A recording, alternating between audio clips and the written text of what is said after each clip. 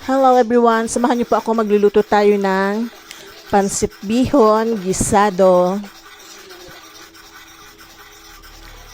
Naisipan ko pong magluto para sa pangmeryenda namin. And ang sahog po nito ay crab meat at saka tengang daga. And carrots lang din po ang gulay na aking ilalagay. So umpisahan na po natin ang pagluluto. Nagpainit na po ako ng kawali and then lagyan po natin ng mantika. Magigisa po tayo ng sibuyas at bawang. Unahin po natin ang sibuyas.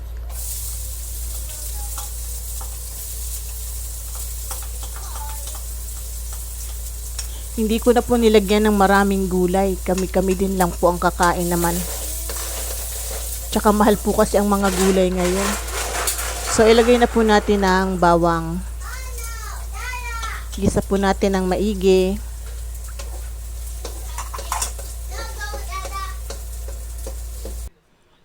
And then, lagay na po natin yung tengang daga.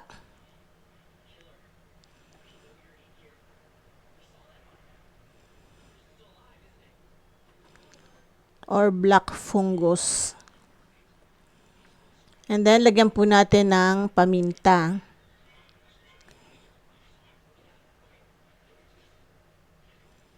Maglagay din po tayo ng toyo.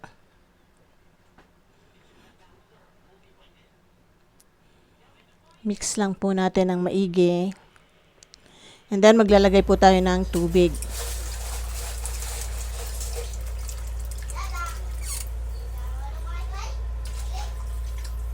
Pagkatapos po tatakpan natin at hintayin natin na kumulo yung tubig.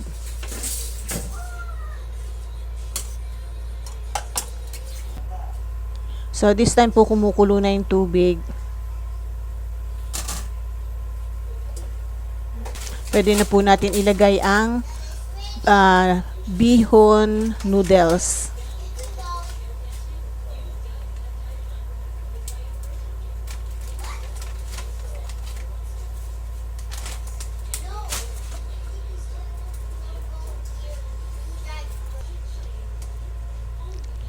So, ayan, absorb na po ng noodles yung sabaw ng ating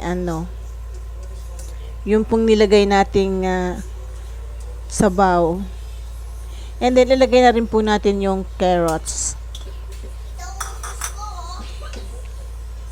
Haluin lang po natin hanggang sa mag-combine lahat ng ingredients. And then, panghuli na po yung ating crab meat. Dahil luto na po itong crab meat. Kaya po, last na po nating ilalagay. Haluin lang po natin hanggang sa mag-combine lahat ng ingredients. And then, ready to serve na po ang ating pansit bihon gisado.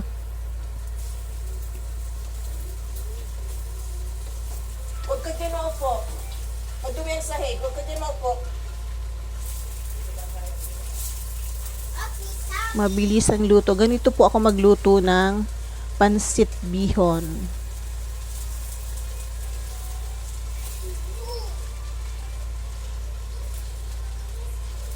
Ready to serve na po ito mga ka-grandma. So, eto na po yung ating pansit bihon gisado. Sana po nagustuhan niyo ang video na to at kung nagustuhan niyo po, huwag kalimutang mag-like, share, comment, and follow. Thank you for watching. Bye!